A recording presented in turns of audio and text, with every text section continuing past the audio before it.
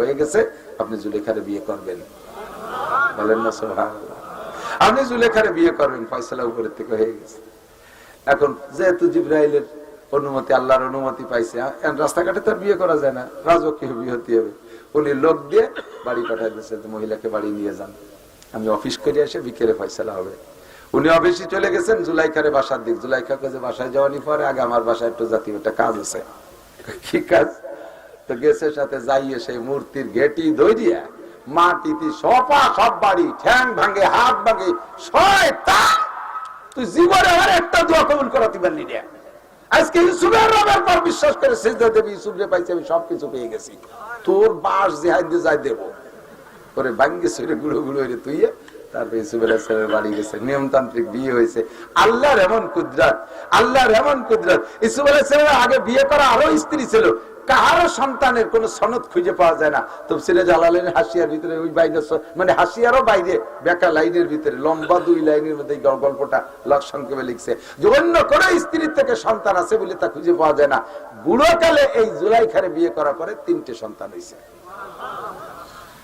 তার এক সন্তানের নাম মানসা, এক সন্তানের নাম মানসা।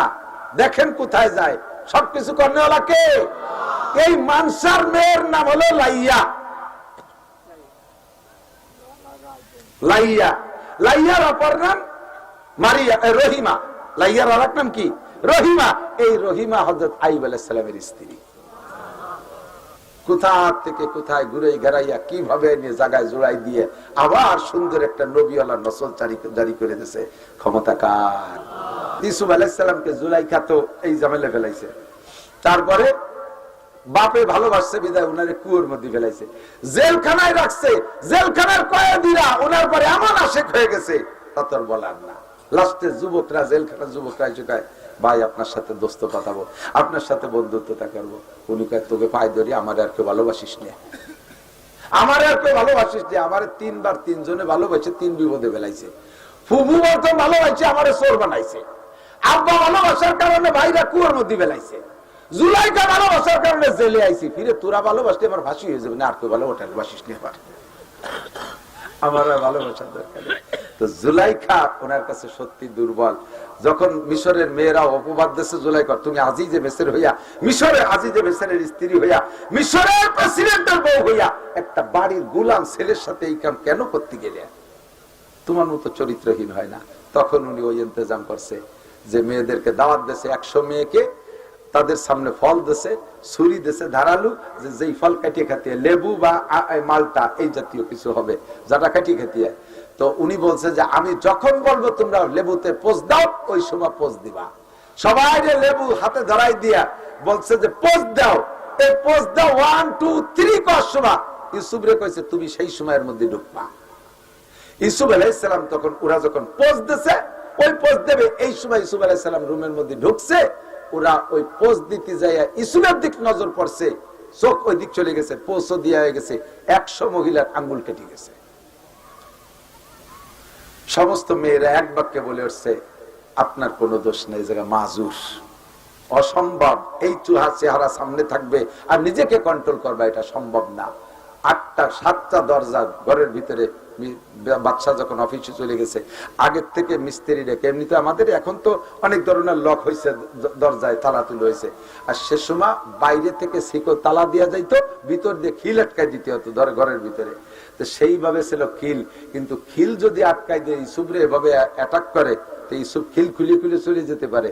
এই জন্য মিস্ত্রি ডেকে আগে কড়া লাগাইয়া ভিতরে তালা সিস্টেম করে দিয়েছে, যাতে তালার চাবি থাকলে আমার কাছে খুলতে পারবে না। এইভাবে 7টা দরজা আটকাইয়া তালা দিয়ে ভিতরে নিয়ে সামনে একেবারে খাস রুম, জগতের কেউ নাই, এক আল্লাহ ছাড়া দেখার কেউ নাই। জুলাইখা মূর্তি পূজারী ছিল, মুশরিক ছিল। সে মূর্তি, তার যে ওই রুমের ভিতরে যে মূর্তিটা পূজা করে, সে মূর্তির মাথা কালা কাপড় দিয়ে বাঁধ দিয়ে ঢেই তুই দিছে। ইউসুফ আলাইহিস সালাম রেডি ওই জায়গা আটকাইছে। সামনের পর নিয়া মৌখিক ভাবে, প্রাথমিক ভাবে কোনো কিছু করে নাই। প্রথম ভাবে তার প্রস্তাব দিয়েছে, অন্যায়ের প্রস্তাব। ইউসুফ আলাইহিস সালাম রাজি না, কোনোভাবেই রাজি না। লাস্টে যখন ছাড়েই না, তখন বলতেছে জুলাইখা তুমি এই যে এটা কি, এটা এই যে মাথায় কাপড় বাঁধছে ওটা কি? ওইটি আমার উপাস্য, ওইটি আমার মাবুদ, আমি তার ইবাদত করি। তো ওর মাথায় যে কালা কাপড় বাঁধছো কে? সামনে যে প্রোগ্রাম আমি করছি তার চোখের সামনে তো এই কাজ করা ঠিক হবে না, এই জন্য তার চোখ বেঁধে থুইছি। ইউসুফ আলাইহিস সালাম লাইন পেয়ে গেছে, কয় তুমি যার ইবাদত করো তার চোখ কালো কাপড় দিয়ে বাঁধলি সে দেখে না, আর আমি যার ইবাদত করি তার চোখ কালো কাপড় দিয়ে বাঁধাও যায় না, আর তার চোখ অন্ধ করা যায় না, সে সর্বহালতে আমাকে দেখে। তোমার এই মাটি মূর্তির সামনে যদি অন্যায় না করতে পারো, আমার আহকামুল হাকিমিনের সামনে আমি একাম করতে পারবো না। জুলাইখার গায়ের সম্পূর্ণ কাপড় খুলে ফেলাইছে। সেও কিন্তু শ্রীমতী, বিশ্ব সুন্দরী। গোটা দুনিয়ার ভিতরে সবচাইতে সুদর্শন হলো মিশরি মেয়েরা, মিশরি পাকিস্তানি মেয়েরা সবচাইতে সুন্দরী। তার ভিতরে আজিজে মেসের বিশ্ব সুন্দরী, সেই সুন্দরী যুবতী মেয়ে যদি একজন যুবকের সামনে বিবস্ত্র হয়ে যায়, তখন ইমান ঠিক রাখা কত কঠিন। ওই সময় একমাত্র আল্লাহর ভয় ছাড়া আর কোনো ভয়তে কাজ করে না। ইউসুফ আলাইহিস সালাম নিজেই সূরা ইউসুফের মধ্যে আছে, উনি নিজেই বলেন, ওমা উবাররিউ নাফসি ইন্নান নাফসা লাআম্মারাতুম বিসসু ইল্লা মার রাহিম। ওই মুহূর্তে আমি আমার নিজের আত্মার উপরে দুর্বল হয়ে যাচ্ছিলাম, বারবার আমাকে আত্মায় নফসে উল্টো দিক টানতেছিল। ওই সময় আল্লাহ না বাঁচাইলে আমার বাঁচার কোনো উপায় ছিল না। এর মধ্যে দেখে ইয়াকুব আলাইহিস সালাম ওই রুমের মধ্যে ইউসুফ আলাইহিস সালামের আব্বা শাহাদাত আঙ্গুল কামড়ায় ধরে বসে রয়েছে। ওই ঘরে কি ইয়াকুব আলাইহিস সালামের যাওয়ার কোনো পথ আছে? উনি বুঝে ফেলাইছে যে আমি যে এই ঘরে আছি আমার আব্বা জানে না। কতকাল চলে আইছে, আব্বা জানে যে ভাইরা বলছে বাগে খেয়ে ফেলাইছে। আমি সেই ইউসুফ, এই জায়গা আমার, এই জায়গা আব্বা আসার কোনো দরজা খোলা নেই।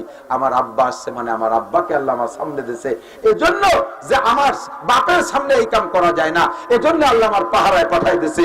আমি আমার আল্লাহর ভয়ে, আমার আল্লাহর ভয়ে আমি এই কাম করতে পারবো না। তাহলে কি করা যায়? আল্লাযীনা জাহাদু ফীনা লানাহদিয়ান্নাহুম সুবুলানা। আমি চেষ্টা করে দেখি কতদূর হয়। আল্লাহর ভয় অন্তরে রেখে দরজার কাছে দৌড় মারছে, আর দরজা টাস করে তালাটা খুলে দরজা খুলে গেছে। একের পর এক যে দরজার কাছে যায় খোলে, 7টা দরজা খুলে গেছে, বাইরে বেরোয় চলে গেছে। লম্বা কিসসা, শেষ ফিনিশিং। আজিজে মেসের নিজের স্ত্রীর ইজ্জত রক্ষার্থে ইউসুফ আলাইহিস সালামের ধরে জেলে দিয়েছে, তুমি জেলে থাকো।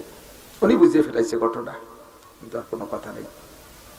এই যে জেলখানার থেকে বের হলো, কি বলে, এই বিপদ থেকে বের হইছে, দুনিয়ার কোনো সহযোগিতা ছিল না, একমাত্র কার ভয়?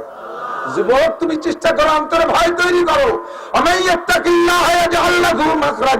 যে আল্লাহকে ভয় পায় আল্লাহ তার ব্যবস্থা করে দেয়। এই ইউসুফ আলাইহিস সালামের কিসসার শেষে একটু গল্প আছে, এটা আমার বড় মজা লাগে, খেয়াল করেন, বলবো। জেলখানায় তো কতদিন থাকলেন, তারপরে বের হলেন। এরপরে বেরোনোর পরে, এই মাঝে অনেক কিসসা। বেরোনোর পরে যাইয়া আজিজে মেসের মিশরের প্রেসিডেন্ট মারা গেছে। বাদশা মারা যাওয়ার পরে, বাদশা বেঁচে থাকতে ইউসুফ আলাইহিস সালামকে খাদ্যমন্ত্রী বানাইছে। বাদশা মারা যাওয়ার পরে এবার প্রেসিডেন্ট হয়েছে ইউসুফ আলাইহিস সালাম। তখন সেই জুলাইখা যে রাজপ্রাসাদে ছিল, সেখান থেকে বহিষ্কার হয়ে গেছে। উনি সব ফেলাই টেলাই থুয়ে টুয়ে সম্পদ যা হয়েছিল তাই নিয়ে বাড়ি চলে আসছে। আসার পরে নিজের বাড়ি থাকে, কিন্তু ইউসুফ আলাইহিস সালামের ভালোবাসা অন্তর থেকে মুক্তি পাচ্ছে না, কোনোভাবেই পারে না। তো ভালোবাসা যখন মুস্তি না পারে, তখন ইউসুফ আলাইহিস সালামের সাথে একটু সাক্ষাতের একটা লোভ, সেই থেকে চেষ্টা চালাই যাচ্ছে। যেই যায়, যার সাথে দেখা হয় তাকেই বলে, আমার সাথে ইউসুফরে একটু দেখা করায় দিতে পারিস? তো সর্বকালেই তো দালাল দুলাল আছে, কয় যে আপা 2000 টাকা দেন, দিয়ে একটা লাইন করতে পারেনি, 5000 টাকা দেন, একটা লাইন করতে পারেনি, ঘুষ করে লাগিয়ে গেছে। এই করতে করতে করতে করতে এই দালালকে টাকা দিতে দিতে বুড়ির সব শেষ। ঘর বাড়ি পর্যন্ত বেঁচে বেলাইছে ইউসুফ আলাইহিস সালামের মহব্বতে, ভালোবাসায়। লাস্টে যাইয়া রাস্তার পাশে একটা ঝুপড়ি, একটা কুড়িয়ে ঘর বানাইয়া ওই জায়গা থাকে। শুনছে যে এই রাস্তা দিয়ে ইউসুফ যায়, তো যখন যায় সেই সময় একটু বেরোয় দেখবো। আর ওই যে মূর্তি, এখনো মূর্তি পূজারি, ওই মূর্তিরে ডেলি পুজো করে, সেবা দেখো। মূর্তি ভগবান ভগবান, লাত উজ্জা মানাত বল, সরস্বতী দুর্গা কালী শ্রী লক্ষ্মী ইত্যাদি কইয়া, তুই একটু আমার ইসুফের সাথে একটু দেখা করাই দে, তাহলে তোরে সামনেতে আরো বেশি বেশি পুজো করবো। ওর বাবারও ক্ষমতা আছে নাকি? কিছুই পারে না। আর ইউসুফ আলাইহিস সালামের যে ঘোড়াটায় চড়তেন, ওই ঘোড়াটা ছিল আমার মনে হয় বাংলাদেশি নেতাকে গাড়ি দিয়ে বানাইছে নাকি, নাই নেতারাও ওই ঘোড়া দিয়ে বানাইছে।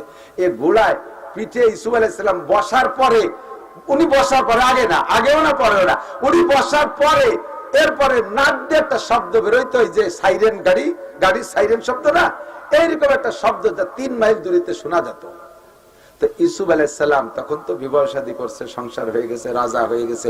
রাস্তা দিয়ে যখন যাইতো তখন রাস্তার মানুষ ওনার ঘোড়ার নাকের আওয়াজ শুনে টের পাইতো যে রাজা আসতেছে। হাজার হাজার মানুষ রাস্তায় এসে দাঁড়াতো খালি ওনার এক নজর দেখিয়ে তৃপ্তি নেওয়ার জন্য। তো জুলাইখা সেই খবর পেয়ে রাস্তার পাশে বাড়ি বানাইয়া ইউসুফরে দেখবে, কিন্তু মানুষের ভিড়ির ঠেলায় পারে না। ডেলি ওই দেবতারে পুজো রেখে তুই একটু চেষ্টা কর। আজকে শেষ দোয়া করে বসে, আজকে যদি তুই আমার ব্যবস্থা না তুলি তাহলে তোর একদিন আর আমার 2 দিন, তোরে আমি দেখাই চালিয়ে দেবো। আজকে পুজো পাঠবো না, যাতায়াত করে টেনে রাস্তায় গেছে, 2-3 মিনিট আগে চলে গেছে। আসে ওই দৌড়িয়ে ঠ্যাং দৌড়িয়ে দোমা আষাঢ় পাথরের তো ভাঙ্গে নেই, তুই দিচ্ছে। তারপর ভগবান তো একেবারে বেশি মারা যায় না। পরের দিনে ভগবানরে বাদ দিয়ে আলাদা কায়দায় পাক্কা ইমান তৈরি করে ওযু বানাইয়া সিজদা দিয়ে বলতেছে, রব্বে কারীম, ইউসুফের রব তুমি। উনার রবটা তো উনি জানে না, তুমি ইউসুফের রব, তোমার কাছে প্রার্থনা, রব তুমি আমাকে ইউসুফের সাথে দেখা করায় দাও। কান্নাকাটি করে রাস্তায় গেছে, যাওয়ার সাথে সাথেই দেয় যে ইউসুফ আলাইহিস সালাম সবে মাত্র আসছে। উনিও গেছে আর ইউসুফ আলাইহিস সালাম আসছে, হাত ছানি দিয়েছে। তখন জুলাইখার চেহারা টেহারা কিচ্ছু নাই, সিনার মতো কোনো রং নাই, চোখের পুতুলি উপর দিয়ে ঝুলে চোখ বন্ধ হয়ে গেছে, অন্ধ হয়ে গেছে, দেখে না।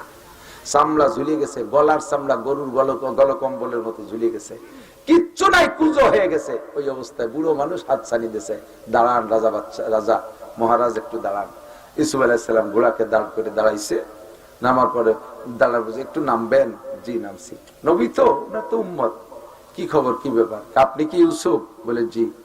আপনি আজিজের মিসরের বাড়ি ছিলেন যে ইউসুফ, সেই ইউসুফ? জুলাইখাকে দেখে ইউসুফ আলাইহিস সালাম চিনতে পারতেছে না, এর কিছুই নাই, সেই রং তামাশা কোনটা নাই, চিনতে আর ছিঁড়া ভাঙ্গা কাপড় দিয়ে চিনারও কায়দা নাই।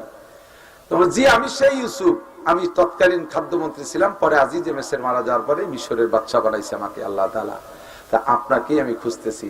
আপনি যদি সেই ইউসুফ হন তাহলে তো আপনি নবীও? বলে জি। তার নবী হলে তার দোয়া আল্লাহ কবুল করে। আপনি কি আমার জন্য 2টা দোয়া করবেন? আমার 3টে দাবি আপনার কাছে, 3টে দাবি কি আপনি পূরণ করবেন? তো বললেন যে যদি পূরণ করার মতো হয় করবো। বলেন, যে বেশি খারাপ কিছু না। 1 নম্বর দাবি হলো, আপনি যদি আল্লাহর কাছে দোয়া করেন আল্লাহ আমার চোখ 2টি ভালো করে দিত, আমি তাহলে এটা আপনার চেহারাটা পরাণ বলে দেখতাম। তো আপনি কি সেই ইউসুফ কিনা? আপনাকে একটু আমার ভালো করে চিনে দেখার শখ। তো ইউসুফ আলাইহিস সালাম দোয়া করলেন, আল্লাহ মহিলাটার চোখ ভালো করে দাও। সাথে সাথে চোখ ভালো হয়ে গেছে, চোখ খুলে গেছে, আন্দাজে হ্যাঁ সেই ইউসুফই ঠিক আছে। যখন ইউসুফ ঠিক আছে, এখন দোয়া করতে বলতেছে। বলেন আর একটা কি কাকি, তাড়াতাড়ি কর। আর একটা হলো, আপনি আমার দোয়া করেন আল্লাহর কাছে, আল্লাহ যেন আমাকে 16 বছরের যুবতীর মতো দেহ বানাই দেয়। তো ইউসুফ আলাইহিস সালাম চিন্তা হলো যে আমার একটা উম্মত, সে যদি 16 বছরের যুবতী হতে চায় তো অসুবিধা কি, আল্লাহ তুমি এই মহিলার যুবতী বানাই দাও। যখনই দোয়া করছে সঙ্গে সঙ্গে দোয়া কবুল হয়ে গেছে, আর জুলেখা বুড়ি থেকে সেই জুলেখা হয়ে গেছে।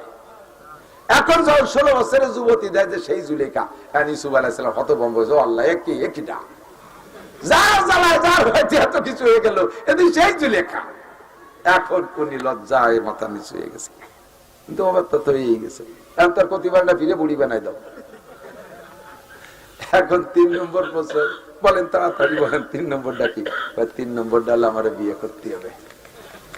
3 নম্বর প্রস্তাব আমাকে বিয়ে করতে হবে। সেই থেকে অপেক্ষায় আছি, সেই ছোটবেলায় ভালোবাসছি, কিছুতে আমার ভুলাইতে পারে নাই। আপনি আল্লাহর নবী, সেই হিসেবে আজকে আমি আল্লাহর সাথে যোগাযোগ করে আসছি, দেবতার কপালে লাথি মেরে দিয়েছি।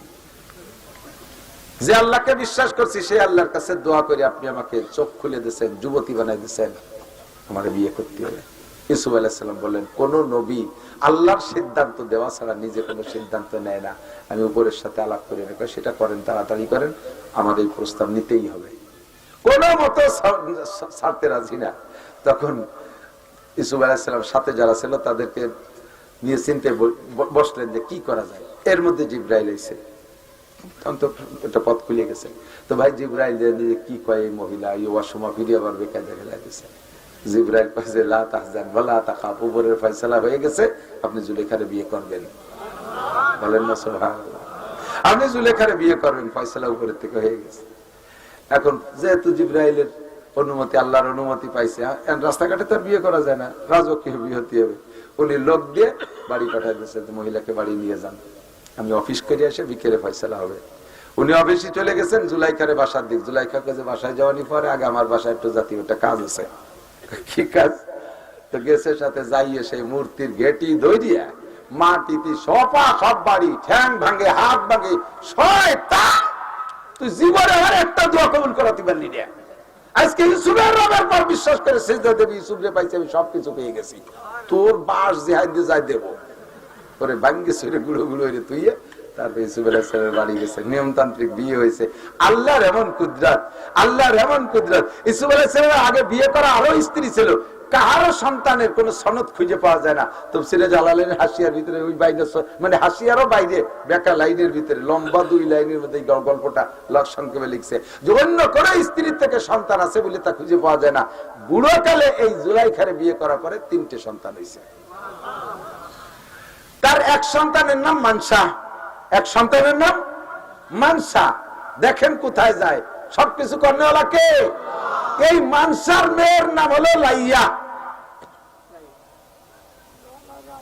লাইয়া, লাইয়ার অপর নাম মারিয়া, রহিমা। লাইয়ার আর এক নাম কি? রহিমা। এই রহিমা হযরত আইয়ুব আলাইহিস সালামের স্ত্রী। কোথা থেকে কোথায় ঘুরে ঘেরাইয়া কিভাবে নিয়ে জায়গায় জোড়াই দিয়ে আবার সুন্দর একটা নবীওয়ালা নসল জারি করে দিয়েছে। ক্ষমতা কার?